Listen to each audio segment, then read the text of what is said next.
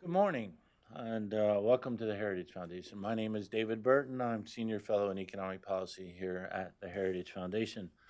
Today is one of a number of events in our speaker series called Free Markets, the Ethical Economic Choice, and information is available about the series on our website.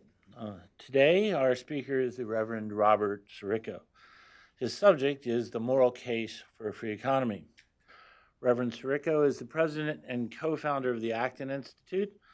He lectures at colleges, universities, and business organizations throughout the United States and abroad. His writings on religious, political, economic, and social matters have been published in a wide variety of journals, both newspapers and academic journals. He is, by my count, the sole author of 6 books, including Catholicism's Developing Social Teaching, The Moral Basis for Liberty, Toward a Free and Virtuous Society, The Entrepreneurial Vocation, The Soul of Liberty, and Defending the Free Market, The Moral Case for a Free Economy. He writes with clarity and depth, and I would strongly recommend his works.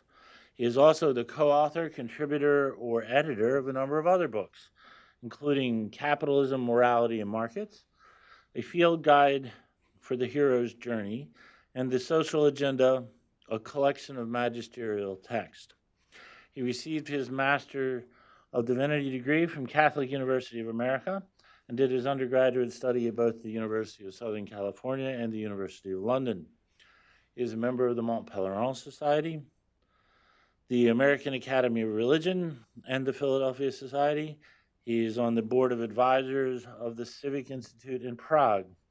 Father Sirico also served on the Michigan Civil Liberties Commission in the 1990s, and his pastoral ministry has included a chaplaincy to the AIDS patients at the National Institute of Health, and he is the pastor of Sacred Heart of Jesus Parish in Grand Rapids, Michigan.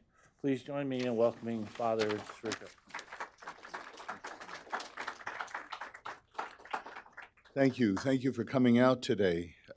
It's good to be back at the Heritage Foundation, where I have a lot of friends and probably a few detractors, which is good for the course. I'm here today to speak to you about the free economy, and I want to do this in a way that's perhaps somewhat different than your day-to-day occupations. I know that many of you are occupied with, as they say, making the sausage. And that's a necessary practice. It's what heritage exists for. It's putting together policies and tending to details and mapping out strategies and making utilitarian arguments. And all of that is very important. But I want to give you the opportunity today to just kind of pull back a little bit and look at the bigger picture. And by that I mean helping you to reflect on the moral dimensions of the free economy which we defend, not just the utilitarian dimensions. I think the case for the utilitarian advantage of free markets and free people is pretty well established. Even if not everybody believes it yet, there is an inevitability, I don't mean a determination, but just by virtue of the fact that socialism doesn't work, at least we're going to win at some point, or we're not going to be around to talk about it. But I want to reflect with you today as a pastor in your work that can augment and form and deepen what it is you do and give you not just the data of what you do, which you accumulate regularly here, and this building produces a lot of that data for people to reflect upon, again, as important as that is, but the why. And I speak to you as someone who didn't always believe in these ideas. I speak to you as someone who came from the left in the 70s. In California, I was extensively involved in left-wing activism. I knew Jane Fonda and Tom Hayden during his campaign for the U.S. Senate in the 1970s. I picketed with Cesar Chavez's group, the Farm Workers Group. I was at the early feminist and gay demonstrations and at the tail end of the protest of the war in Vietnam. And all of that activism came out of a deep concern that I had for justice and that I have for justice to this day. And that itself was formed by an encounter I had when I was a kid in Brooklyn, New York. I relate this story in my book, The Moral Case, Defending the Free Market, The Moral Case for a Free Economy. And our organization, the Acton Institute, has just produced a beautiful video of my narration of this, but with actors. So the whole image that I've projected in this story has now been redone in a little 10-minute video that has won some awards from Jewish film festivals, and even some Marxist group liked it for some reason. I must be losing my touch. But I grew up in Brooklyn, New York, which, as you know, is well, I don't know. I can't say that anymore. The Brooklyn, New York I think of as Ralph Crampton and the Honeymooners. But now I'm told that the hipsters have invaded my dear borough. But the Brooklyn I grew up in was a very ethnically diverse place with all kinds of rough and tumble people. And we grew up in a small apartment above Coney Island Avenue, which was near the beach. We had to take the bus down to the beach. And if you walked out the door, you just ran into all your different neighbors with all different kinds of accents and colors and smells and languages and stories to tell. Our little apartment had a little kitchen that looked into what was basically an access, a roof access to go up. So it kind of like the Honeymooners apartment. For you younger people, you'll have to Google that and see what I'm talking about. But you just go out. But in our case, you could actually walk across 2 or 3 steps to another apartment, an identical apartment, and another kitchen window. And I would see from time to time Mrs. Schneider, Mr. and Mrs. Schneider occupied that apartment, and I would see Mrs. Schneider in her kitchen. And this particular memory was of her standing in her kitchen on a spring day making some pastry, Eastern European pastry called rucola. And she was rolling out the dough and had a mixture of walnuts and cinnamon and butter and cream cheese and sugar, of course, and was assembling these rucolas where you kind of roll them into a crescent and put them on the sheet and put them into the oven. And as she did that, I became mesmerized by the whole process. And of course, once the fragrance from her kitchen wafted over to our kitchen, I was completely entranced. And I just was peering over my windowsill, watching her undulating motions back and forth from the bowl to the crescents to the oven, back out. And she didn't look at me once during that whole period of time until the end, when she placed some of the rucola on the windowsill and looked directly at me. She said, "You'll come, I'll give you to eat." And so I scampered over my windowsill and I went there with my greedy little hands, and she put a napkin over my hands and proceeded to place these warm, luscious rucola onto the napkin. And as she did so, I noticed that there were a series of blue tattooed numbers running up her forearm. I had never seen that before at that time, although many times after that I did see it in Brooklyn, and anybody of my age growing up at that time knows the experience. But to be honest with you, I was more preoccupied with the arugula, and so I wrapped them up and got them into the kitchen and hid them behind the bread box from my siblings. And my mom came in, and I said, Mrs. Schneider gave me some arugula. And I said, "But Mom, why does she have numbers on her arm?" And my mother told me what became for me a defining way of thinking about the world. She said, "You know, when you watch television on Saturday mornings, you watch the Cowboys and Indians and the cowboys lasso the calves. I said, yeah. She said, and what do they do with the calves? I said, well, they tie them up and they turn them upside down, and then they brand them. And she said, why do they brand the calves? And I said, that's so that all the other cowboys know who owns that calf. She said, that's what people did to Mr. and Mrs. Schneider because of their religion. There's something about the natural law that doesn't need a lot of words. I knew intuitively, and I think the human heart responds intuitively to a moral call. And I understood that there was something horrendously evil. Now I can describe the anthropology of it with beautiful philosophical, biblical language, even economic language. But at the time, I knew it as a whole. I knew it morally. And from that time to this time, it has formed the way I look at the world. And it's an anthropological, at the root of what I'm talking about is essentially an anthropological assumption that is informed and given to us, or explicated at least, to a very great extent by the Judeo-Christian culture, by Western civilization, which tells us that human beings are not the tools of other human beings, that human beings have an inherent dignity within themselves, and that they are distinct from animals. They are distinct by virtue of our capacity to reason, our capacity to love, our capacity to be creative, but also by the acknowledgement that there is in the human heart a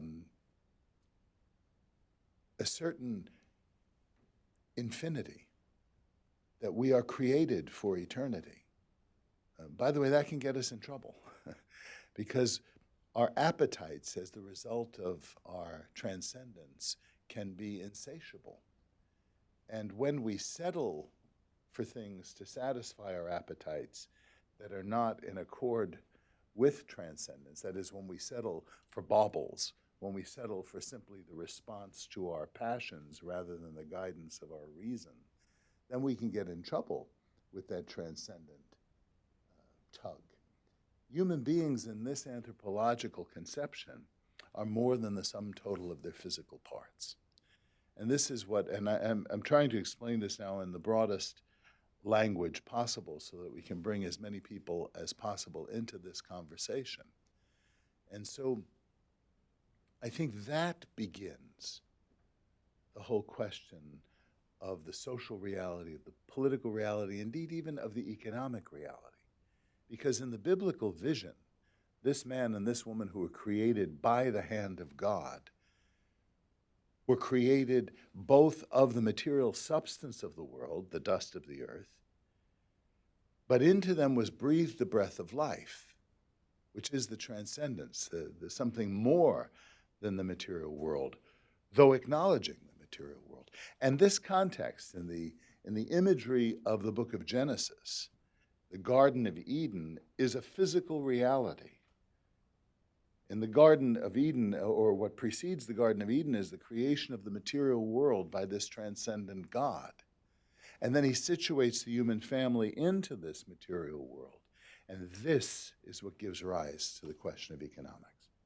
What is economics? Economics is simply the search for the best use of scarce resources. It's the recognition of the limitation. And of course, the prime limitation of the human person is time. We have a beginning, we have an end. And then there is this physical limitation of space. And we have to acknowledge that.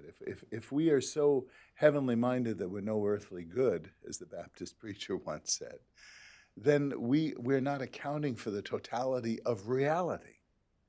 And so this is the beginning of economics. And you see that economics really, in a sense, is a moral science first, because it is a human science. It is, as Mises terms it in his great work, human action.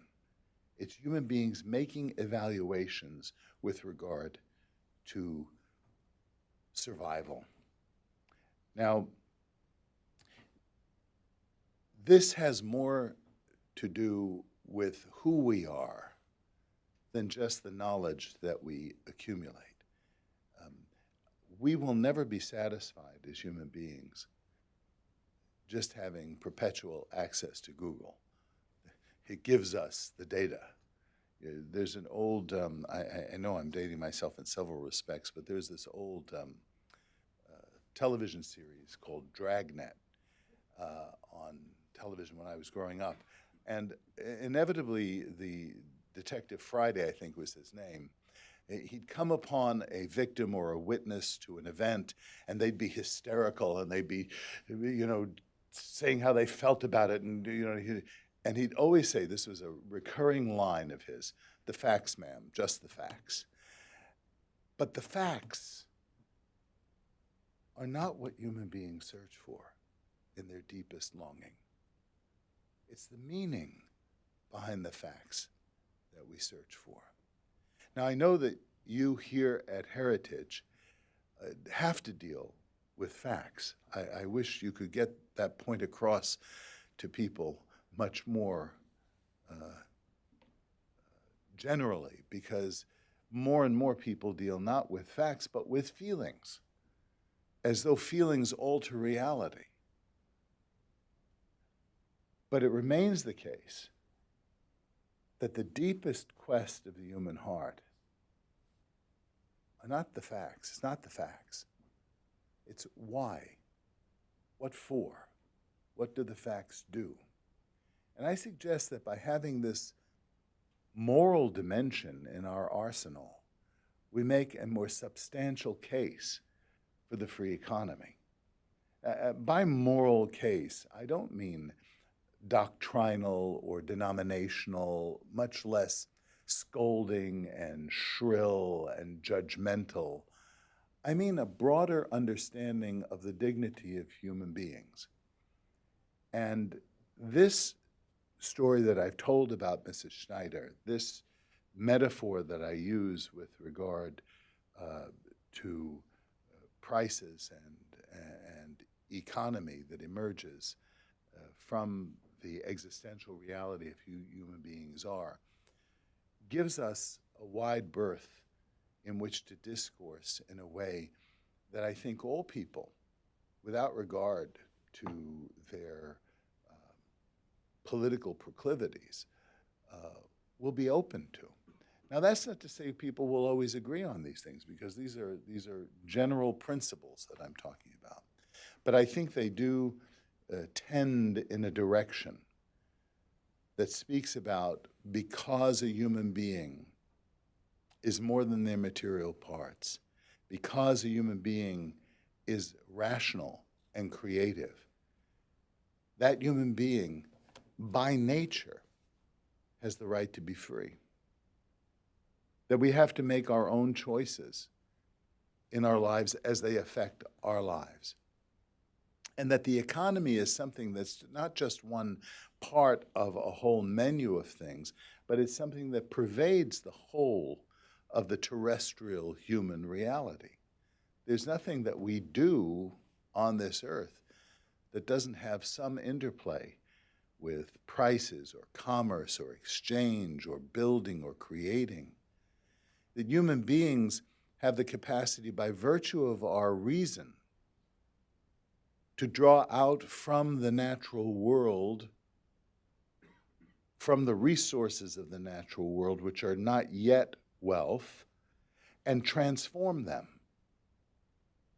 And when we transform them, this is called a market process. And that act of transformation and the offering of the result of that to other people is called a market economy. And animals don't do this. I was speaking once and somebody said, well, but beavers build dams. And I said, well, that's true. But beavers don't build series of dams and then rent them out to other beavers. In other words, Animals exist by instinct. They are bound to the material world by instinct. Human beings survive primarily by the use of our minds, by our reason.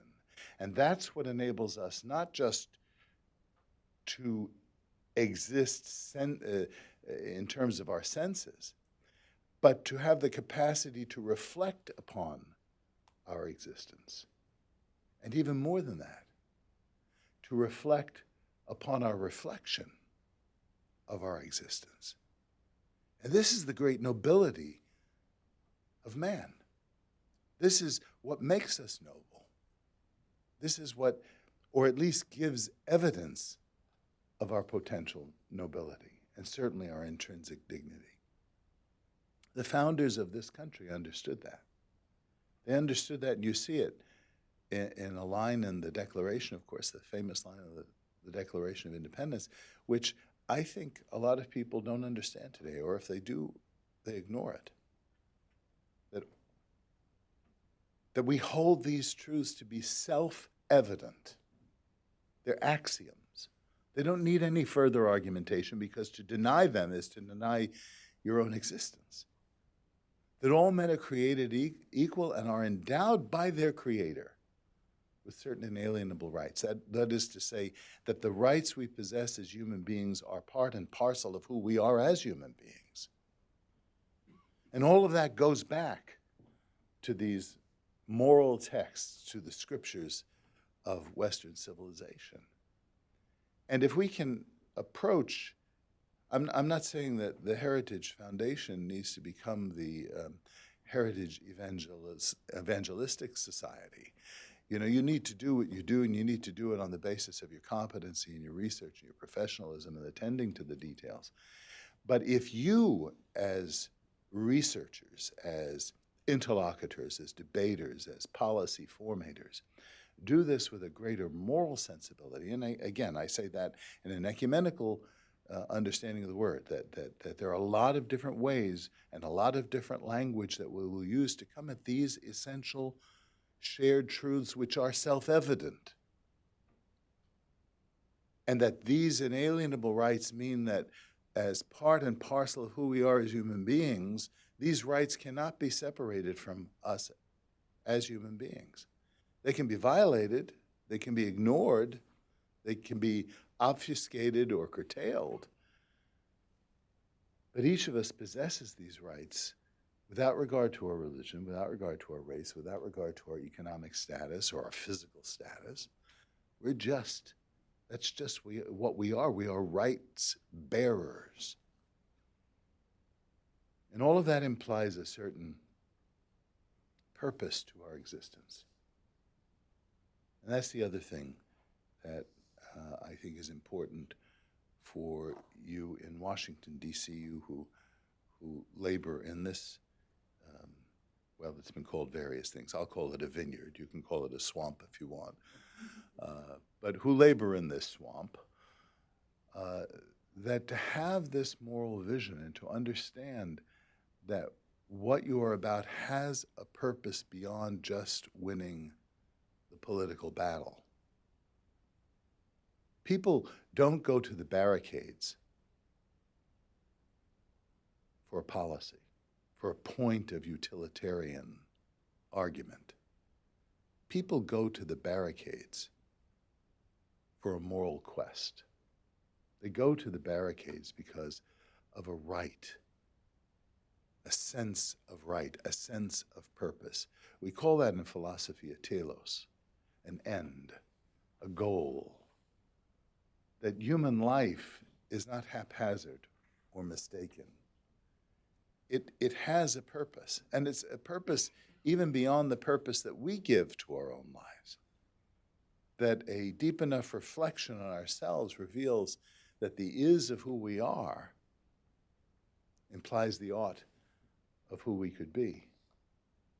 Lord Acton, of course, the name, the patron that we took for the Acton Institute, once said something to the effect that the freedom of which we speak is not the liberty to do what we want, but the freedom to do what we ought. so that there has to be a moral orientation to our freedom.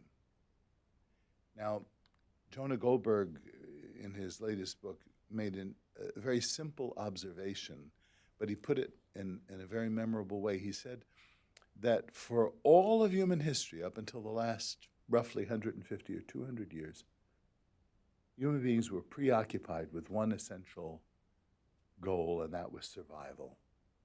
How do we survive? How do we produce enough stuff in order for us to survive, to keep us from freezing, to keep us from starving, and all of the rest of it? Is now all of that is shifted. Now what we have to learn how to do is how to live with abundance. And I don't think the tectonic plates have quite shifted into place where we're all agreed across the board that this is the question. But I think they will shift into place. And the only way to answer that question is with some kind of moral frame of reference. How do we live with the abundance that we have access to now? It's very subtle, and as I say, our transcendence won't get us out of the problem of having to deal with that question, because our transcendence, as I said, can cause us great confusion when we substitute the temporal for hunger that is really eternal. The work you do is very important here, and I know that it's very difficult, and I also know, again, to allude to Acton, probably his most famous citation, often misquoted, the power tends to corrupt, and absolute power corrupts absolutely. And you are in a vortex, you are in a centrifugal force around power here. It just, every belch of the capital is something everybody in this city refers to. If I were to do the rounds of Christmas cocktail parties, there would be maybe 5 conversations that you would have at all of those cocktail parties as people are looking at you, but really looking over your shoulder to see who just came in the room so that they can give them their business card and increase their network. You know, all of this kind of positioning. And those 5 conversations would have to do with what's going on in the Capitol. Now, I'm not saying that those conversations are not important, but they're not the most important. And the resolution to the problems that those conversations represent are not most essentially resolved by the dividing up of power. Because politics leaves losers. Markets enables everybody to win. And because when markets are free, people exchange or do not exchange based on their perception, even if it's subjective, their perception of their own benefit. All of that has to be contextualized and oriented to something higher than just utility.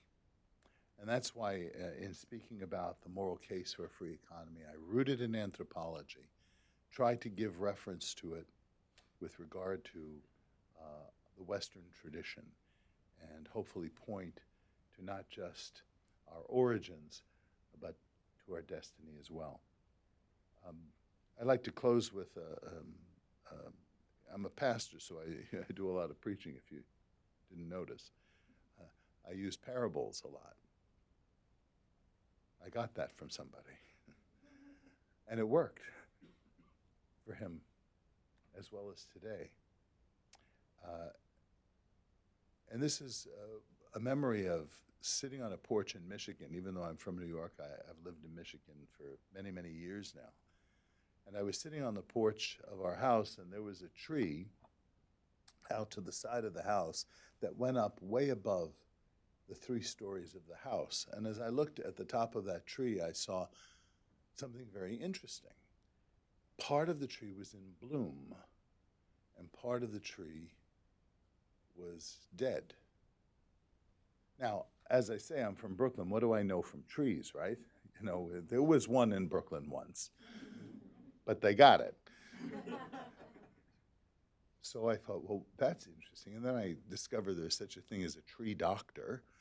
And so we called him, and he came over, and he made the rounds about the tree and picked up some of the dead leaves and picked at the bark and looked at the roots and came up to the porch, and he said, the tree is dead. You need to take it down. I said, what do you mean the tree is dead? Half of it's blooming. Can't you get the rest of it to bloom? And he said, no, that's an illusion. He said, because the sap is working its way through the trunk of the tree, and season after season, there will be less and less sap. And that means that there will be less and less bloom. So this trunk of this tree is weakened, and if you don't take it down in a Michigan winter, you might have it on your house. So you need to take it down. The roots are dead. I don't think that the roots are dead in this country. I think they're under great assault, and I think they're terribly neglected, and I think they're unknown because we have generations of people now who live as though the prosperity that we see around us has always been the case. Well, it hasn't always been the case. And you just need to do 5 minutes of historical reading to see that it hasn't been the case. Part of your work is to tend to those roots. And you can't tend to those roots if you don't understand what they're rooted in, if you don't understand our origins, which is an anthropological assumption about the dignity of the human person, which is first and foremost a moral vision. So I wish you well in your task. I certainly wish you well in this season of Advent and the coming season of Christmas and all of the other different kinds of holidays that we celebrate so freely in this country, because these are times for us to be with our friends and our families, our congregations, and our neighbors, to reflect on the meaning of things and not just the things themselves. God bless you. Thank you for your attention.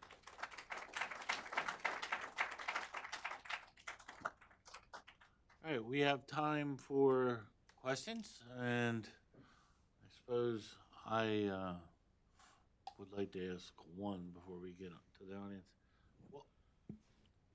What would you regard as the moral problem with socialism? Obviously, we're hearing a lot about socialism these days. So could you address, sort of provide a critique of socialism? I'm sorry, so it's the moral problem of socialism? Yes. Oh, socialism. Okay, I was mishearing you. Yeah, well, you very often have people say, well, Jesus was a socialist, right? And in the New Testament, the early church had all things common, so that's socialism, right? And that, of course, is a misunderstanding of what socialism is. Socialism isn't community. Socialism isn't family, right? Families, you don't have to, families can live not based on a price system because they know each other. They love each other. They have a common, well, sometimes they love each other. They have a common language, a common origin, a common sensibility. And the key thing in all of that is their knowledge of each other and their bonds to one another. Socialism wants to take the ideal of the family and socialize it. They want to make it big. But the problem is when you move from this concrete set of interrelationships to this broader thing that we call society, it becomes necessarily more abstract.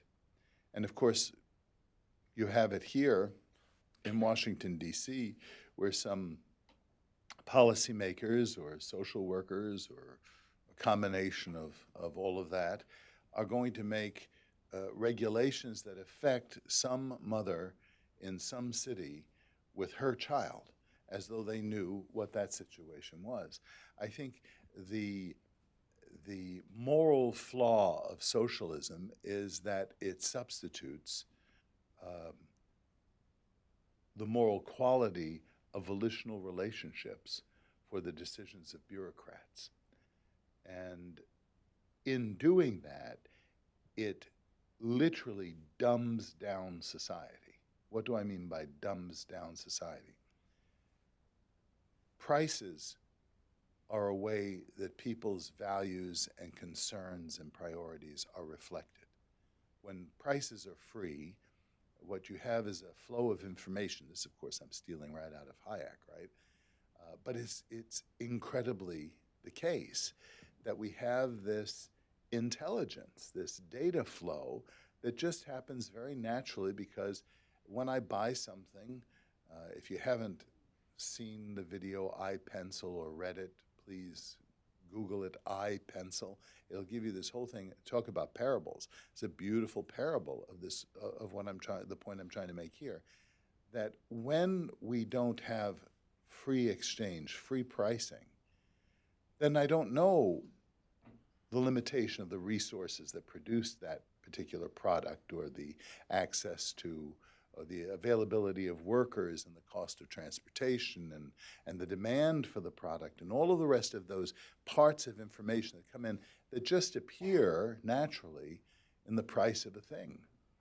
And I think that socialism, to the extent that it becomes a dominant assumption in society, makes society stupider. It just dumbs down the whole knowledge that we have to operate with. And when there are dislocations, the solution that many bureaucrats have, many policymakers have, is, okay, well, we'll write legislation that will correct that. And then when that doesn't work and makes it worse, they'll write more legislation that will correct their correction. And then when that doesn't work, well, I don't have to tell you that. You live in this city. You see these piles of legislation that no one person has read. Now, that's just kind of stupid. I mean, that's dangerous.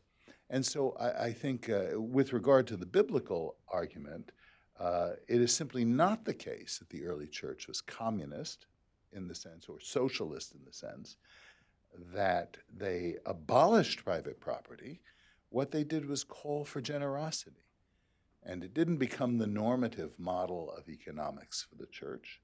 In fact, once the church began to grow, that thing didn't work out very well. It didn't stop people from being generous. In fact, the great institutions of our society, the hospital, institutionalized and internationalized charity, the university, all of these things did not come out of the minds of politicians. They came out of the spontaneous and voluntary interaction of people who saw needs and organized themselves in some way so as to meet those needs. It's I don't know if you ever remember that movie, Here I Am Again, with old movies from the 1970s. I think it was called,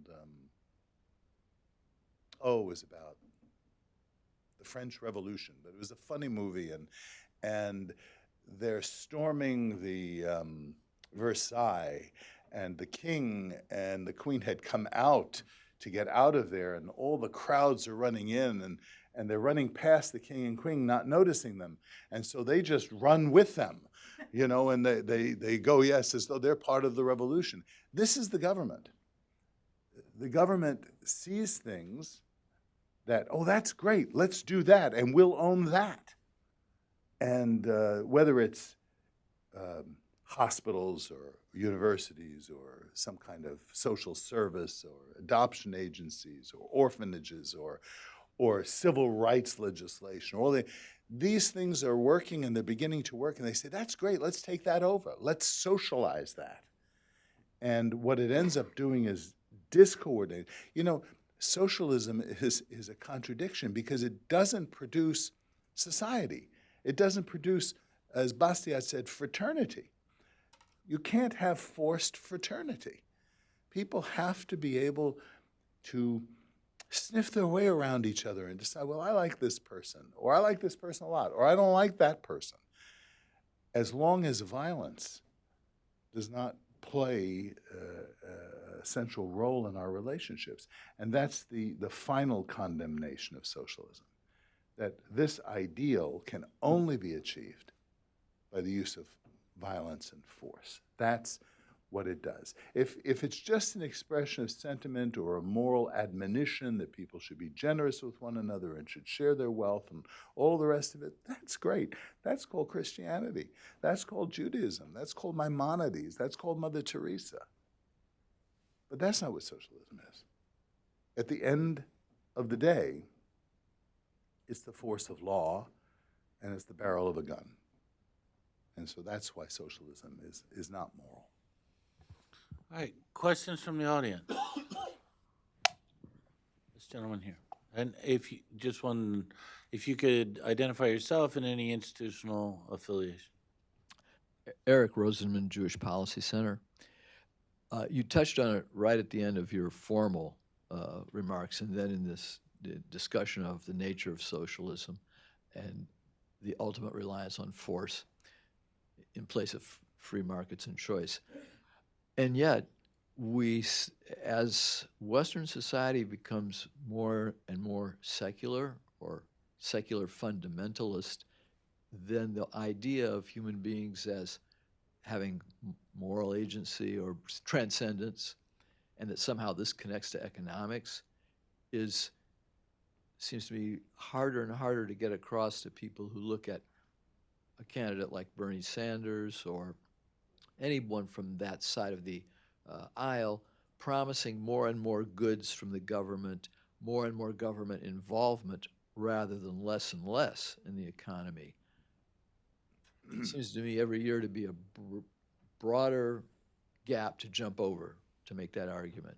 How do we jump that gap? I think we need to tell stories. We need to convince people. We need to make more sharp points in our encounter. And the other thing we need to do is change the tone of the way we do that.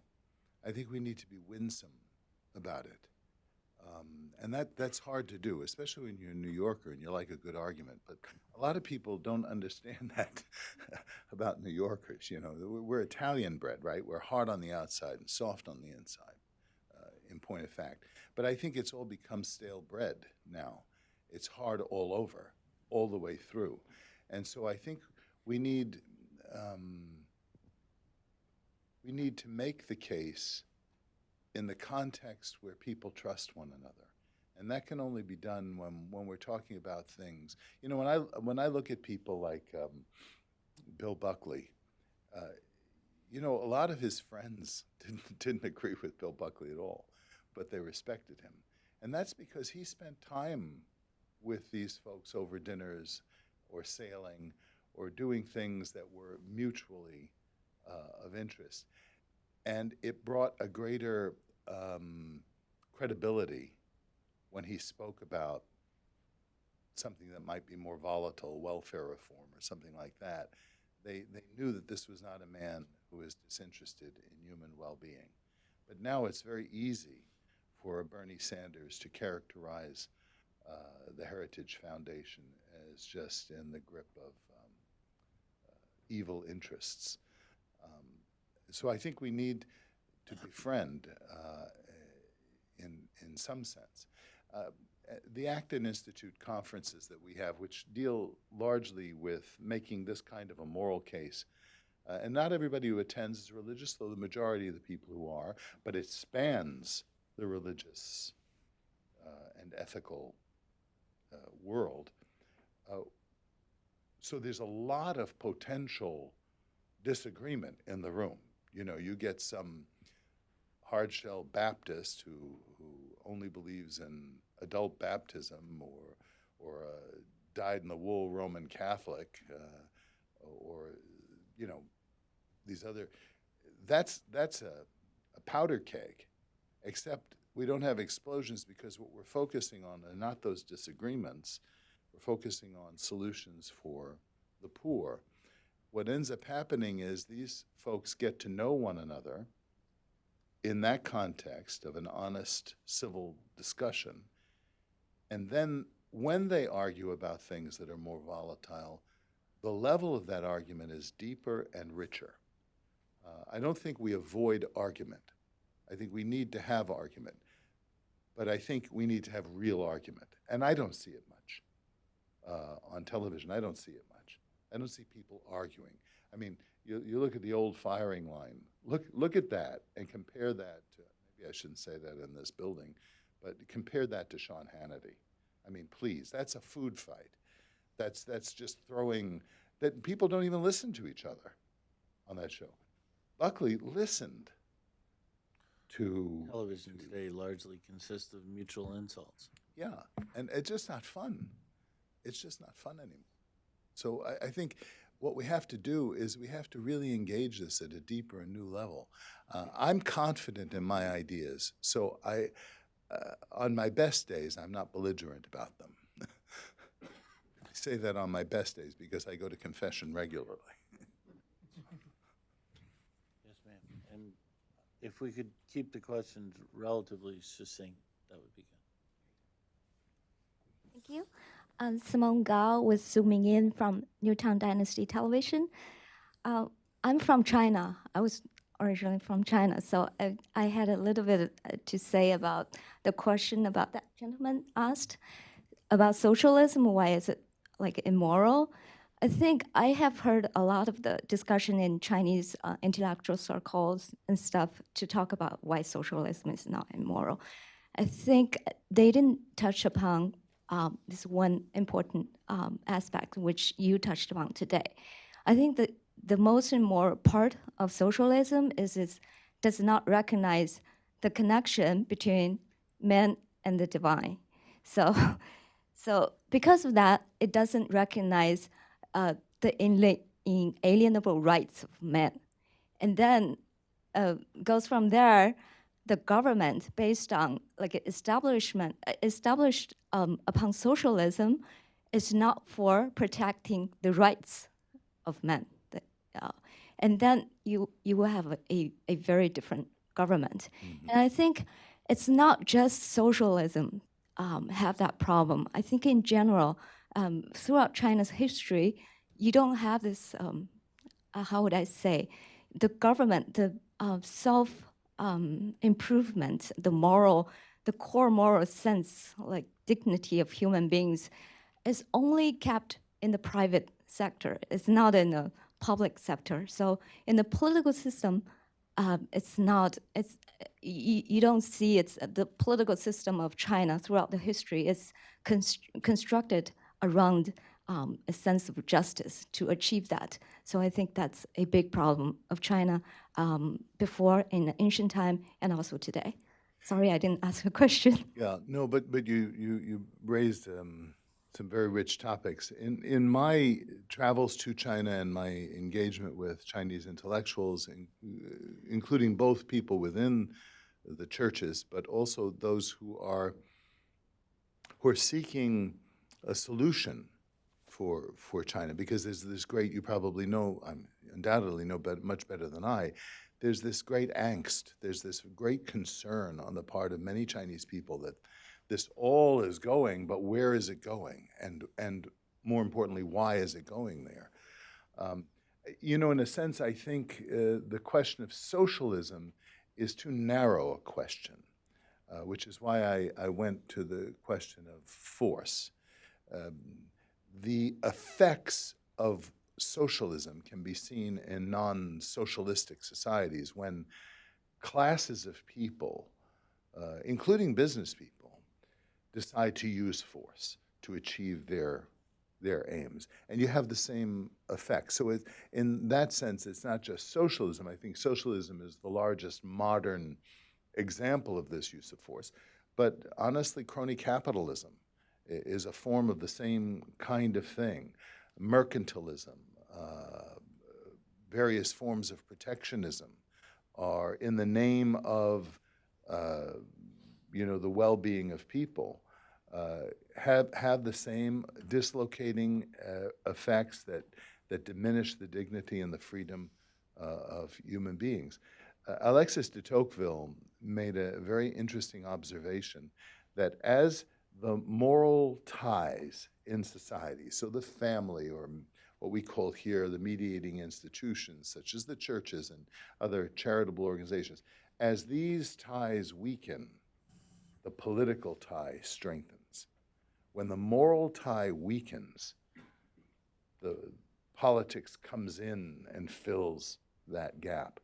So part of the solution to that is to make sure that we have a vibrant moral culture that is strong families and strong institutions that are protected from the invasion of political interests, so that people can work out their differences among themselves and create a society that becomes worthy of human beings. Other questions? Oh, okay. This gentleman here. Gordon Johnson, retired business person. You make a really good point that we need a context where people will trust one another. That basically describes the church. You go to church voluntarily, everything's voluntary. You don't have any power over the clerk. It doesn't have power over the congregation. But we have a state that we need rule of law. So we have laws, so we have to have force. Seems to me this is the government basically is where you don't trust one another. My question is, does that say that we should be working for the ecumenical movement so that all religions could live peacefully together and trust one another, live in an environment of trust instead of an environment of rule of law? Well, of course, we have to have rule of law. I mean, law, the juridical framework is important because it enforces justice. That is, that people should be treated in accord with their desert. But in one sense, while justice is central, and I would say law and some type of legal system is essential to ensure that. That doesn't have to be, certainly not the only thing or the most normative way in which disputes are resolved. It would be far better for people to resolve disputes. I mean, today you have a great example of this. Any social impertinence doesn't just become a faux pas, or where people are excluded from polite company. It becomes an occasion of litigation. And I think that's very dangerous because as that grows, it gallops. It'd be nice to think that all philosophical and religious systems would agree to shun the use of force, but not all do. And those who advocate the use of force in their attempts to evangelize, to convert others, they should be prevented from doing that legally, if not socially, certainly socially. Let me hit on a very sensitive subject. You said that in the church there is trust. There's a level of trust because people do it voluntarily. It's going to be very interesting to see how the Catholic Church deals with this question of trust in the face of this abuse crisis that we're facing. I don't think we've even scratched the surface of this. And by the way, lest you non-Catholics sit back smugly and watch the woes of Rome, you're in for it too. The reason the Catholic Church as a religion is getting hit with this is because of our organizational structure, because the money is located in one place. It's the bishop. And so when you go after a priest who has abused somebody who's been assigned by a bishop, you resolve that by going to the big pot of money that's held by the diocese. Little Baptist churches with 100 members don't have $50,000 in their account. They're not going to attract big lawyers to do that. But this abuse problem is a problem across the board. And wait until it hits the public school system. I mean, they have 4 or 5 times the amount of abuse and transference and cover-up that's gone on. And so the way out of this, speaking now from a Catholic context, is through it. And I think what has to happen is rigorous investigation, beginning with the Cardinal McCarrick thing, in order to recreate the confidence and the trust that is essential. So it's not just coercion that destroys trust, it's also deception. So fraud and coercion. This gentleman back here had a question. Good morning, John Gray from the Mankell Economic Education Foundation in Australia. You mentioned that you're very confident in your ideas, and rightly so. Usually the people that hold these ideas have done extensive research, a lot of reading, and so we know that the ideas that we hold are the correct ones. What we find today in society is that everything is boiled down to a soundbite. And I think the reason socialism has become so popular is they are very good at creating these sound bites. They're very good at just putting across a message very quickly. Now, that's something that we necessarily can't do because the ideas are you need to do quite a bit of reading to understand that they're correct. So in your view, and you mentioned that we need to do a lot more or debating and arguing, and I agree with you, but for the world we live in, when we can't necessarily do that, is there a text that you would point to, a shorter text or a text that's very easily digestible that we could provide to our socialist friends, to the people that don't understand the free market?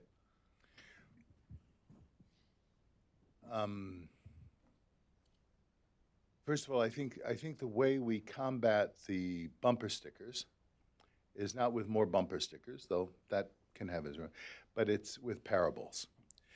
The genius of the parable is that it is a simple story that contains an incredible amount of complex ideas. And you kind of almost ingest it whole and then spend your time. And that's why there's a lot of debate about what are the meanings of the parables and what's the application here and there. So I think we don't just hit them with facts, but we give them stories, which are backed up with facts also. As to what I would recommend for our socialist friends, it depends on the socialist, because there's a variety of flavors of this thing. There was a book years ago that I found, very good from having been on the left, very good in terms of prying open the minds of some people. But I don't know, I think I gave it to several people and they were just terribly bored with it.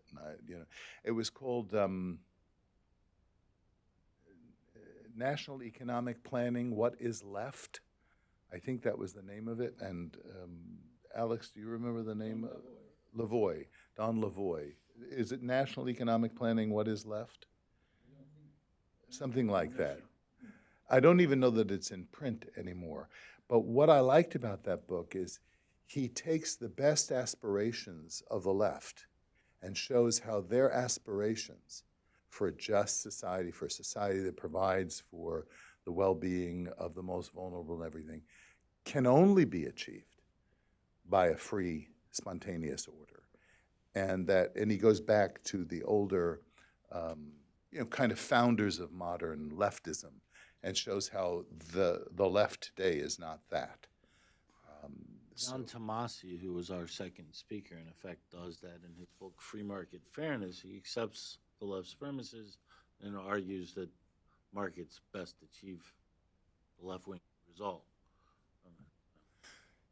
Also, by the way, I think I like Jonah Goldberg's book, the name of which is slipping me right now. The Suicide of the West. I really like that.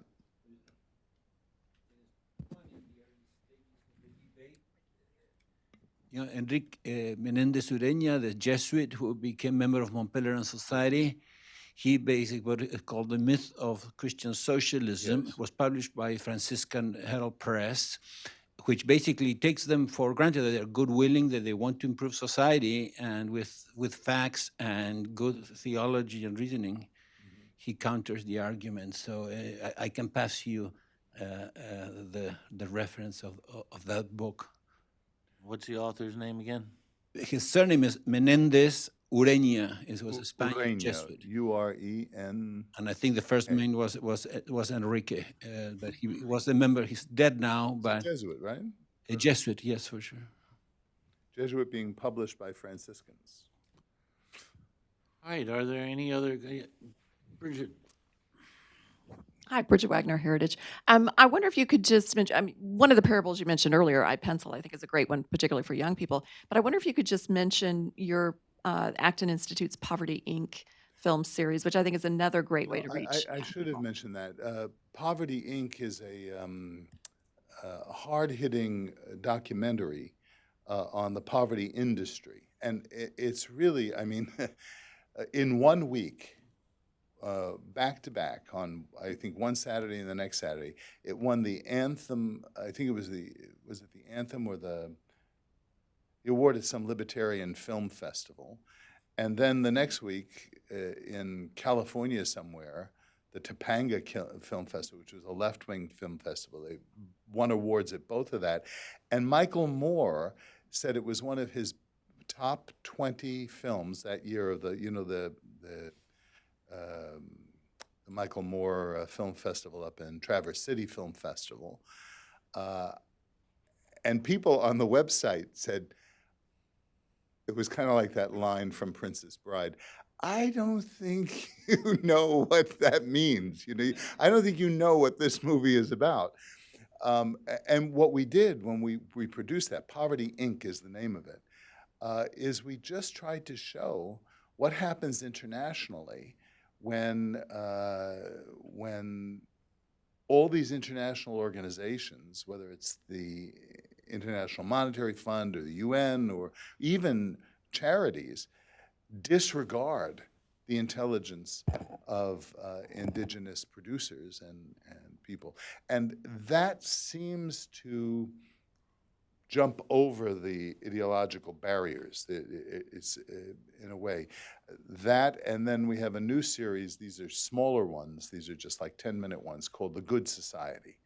And we've redone iPencil, but we've used coffee and baristas and coffee shops as to show what it takes to produce a cup of coffee. So those two resources are available, Poverty, Inc. and The Good Society, and I think all our Good Society films are on YouTube as well. Okay, am I missing anybody over there? Well, thank you all very much for coming. Thank you. This concludes our event.